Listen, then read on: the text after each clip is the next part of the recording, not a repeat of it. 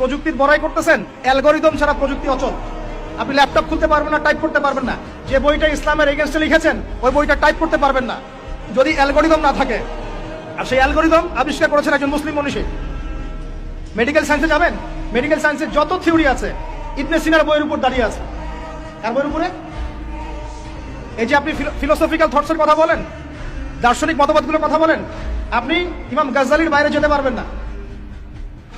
আমি ইবনে রুশদের বাইরে যেতে পারবো না।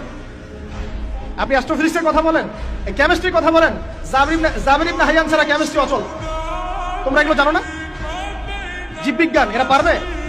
জীববিজ্ঞান কি ইবনে সিনার থিওরির বাইরে যেতে পারবে? ম্যাথামেটিক্স ওমর খৈয়ামের বাইরে যেতে পারবে?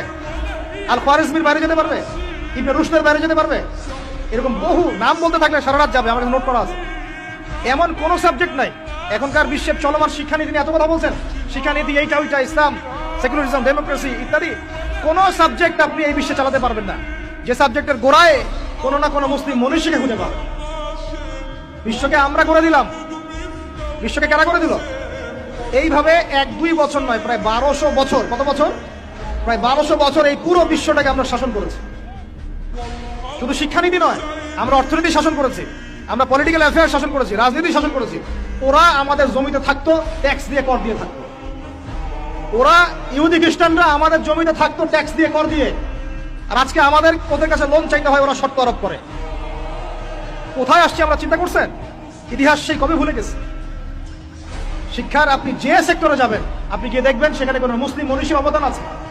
আপনি আল খাওয়ারিজমি বাদ দিয়ে, ইবনে রুশকে বাদ দিয়ে, ইমাম গাজ্জালিকে বাদ দিয়ে, জাবির ইবনে হাইয়ানকে বাদ দিয়ে, ইবনে সিনাকে বাদ দিয়ে, এনাদেরকে বাদ দিয়ে আপনি সাহিত্য খুঁজে পাবেন না, আপনি দর্শন খুঁজে পাবেন না, আপনি ম্যাথামেটিক্স খুঁজে পাবেন না, কেমিস্ট্রি, ফিজিক্স, সায়েন্স খুঁজে পাবেন না।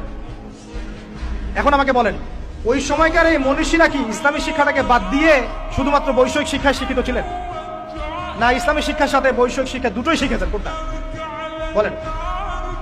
কথা বলেন। একটা শিখেছেন না দুটোই শিখেছেন?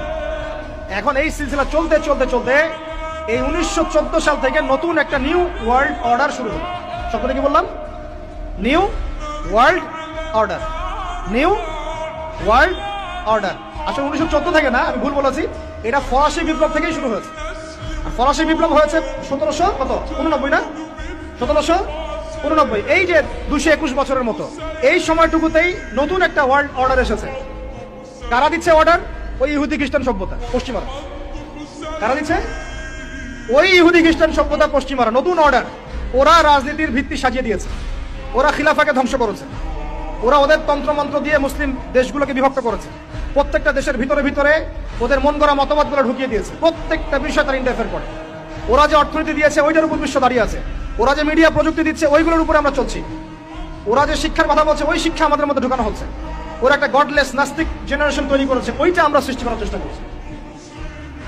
ওরা যে সুদ দিয়েছে ওর উপর অর্থনীতি চলছে, ওরা যে সংস্কৃতি দিচ্ছে ওই সংস্কৃতি সারা বিশ্বে ছড়িয়ে পড়ছে।